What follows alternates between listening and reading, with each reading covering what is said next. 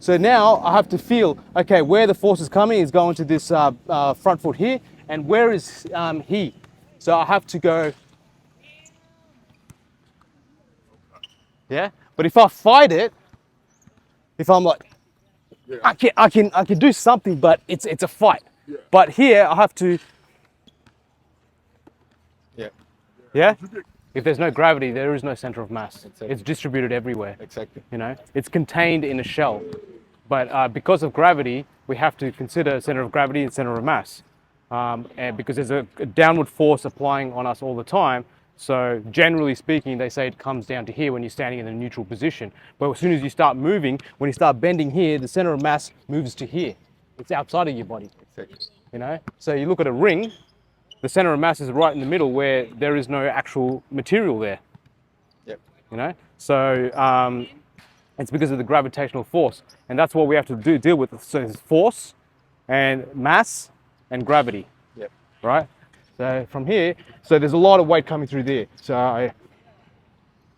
I move my mass up. So there's no energetics there. So if I'm here, Yeah. and I'm Exactly. So here, he's getting me off balance. Yeah. So in a posting situation, so I'm like, oh, okay, I can't get past him because there's way too much force coming through. So I have to redistribute my mass and move him that way, right? So for example, in a situation like this, where I can't get past him and he's like, I'm trying to go through, and okay, so say if that's the direction I want to go, it would probably be easy this way, but say I'm here, I want to go, and then I'll come through and get my shot in, right? Because I'm able to manipulate my mass and his mass as well. I can't forget about him. The force that he's giving me, I have to redistribute that. So if you have the ball, right, and I'm trying to stop you from coming through, instead of just barging through, he can because he's heavier than me, right? You want to feel where that force is going. It's into that back foot, the front foot there, right? And you want to sink that through the floor, and then he gets me out of balance. So, in this case, one, yeah. You're on offense, I'm on offense, you're on defense, you're fronting me. yeah, I've got you bent down. yeah, Yeah, I've got you bent down yeah, here. yeah, So now you as the defender, yeah, how do you, yeah, same thing. So, because you're in an awkward position, I want you to straighten up. yeah, exactly. So I see, okay, where am I stopping myself? It's this leg here. All the weight is going here, so I just have to relax all the muscles and put it into the fascia. And then I've got his balance. Yeah. Okay. Because what happens is, imagine our body, right? It's predominantly water, right? Fascia is, they say 70 to 90% water. So when you distribute your muscular contraction into the fascia, now it's like a body of water. When you put force into water, what happens? It dissipates. Yeah. It distributes everywhere. And then for here, I'm sending that force that's coming in through the floor. So your balance is going through the floor, and that's why I've got you. So now you're here. Yeah. I've gotten you pushed all the way down. Yep. Parallel. Yeah. Yep. Yeah. Now. So now I have to feel, okay, where the force is coming is going to this front foot here, and where is he? So I have to go, yeah? But if I fight it, if I'm like, I can do something, but it's a fight. Yeah. But here I have to, Yeah. yeah, yeah, because it's creating so if it's basically he's pushing off the floor. Essentially, I'm just the medium between it, right? That's one method. Another method is, as he's pushing down, I just bring all my mass up to the contact point. That's another method as well, but uses the same sort of mechanism. Yeah? And then you could also,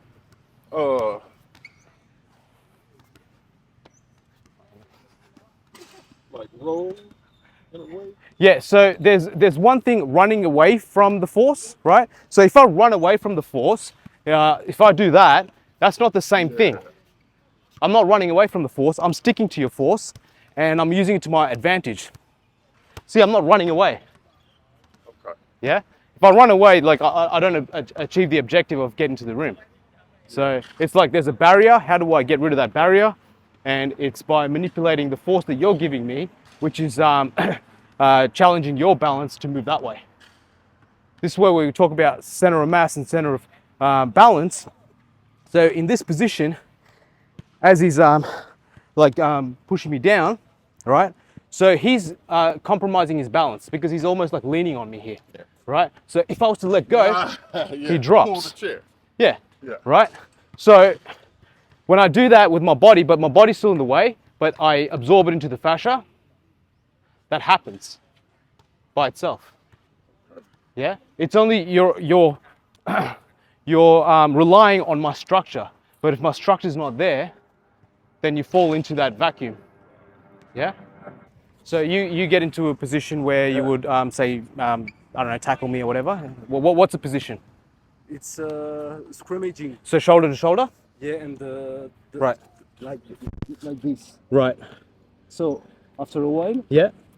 if we get some proper shoes, we can extend. Yep. Yep. And both are out of balance. Yeah. So what you would do, what I would do here is, I would see, okay, he's compromised his balance here. So I would, yeah. So you're compromising. This is what, like normal mechanics, they compromise their balance to a certain degree to generate force. We don't have to do that. That's the more advanced model because we're using fascia, right? The old model of looking at human movement was agonist, antagonist, and it's a very robotic way of looking at the body. But they're discovering more and more about what fascia is, and as we know, like it's human movement's very graceful. You know, it's not so robotic, and that's because of fascia. If you look at fascia, it's the largest sensory organ we have, right? It has 6 to 10 times more proprioceptors than muscle do. That means more awareness. So the reason why I'm able to feel his structure a lot more is because of proprioception, because of fascia development. Does that make sense? So in this, what I mean here is, so as you're coming into this position, the way you generate force and the way I generate force are two different ways. So you're using like your legs and you're leaning into me. So if I was to move out of the way, you're going to run right through me. That's the idea, right? Yeah. Yeah. So you get in here. So I'm not going to compromise my balance. I'm going to sink it all into the floor.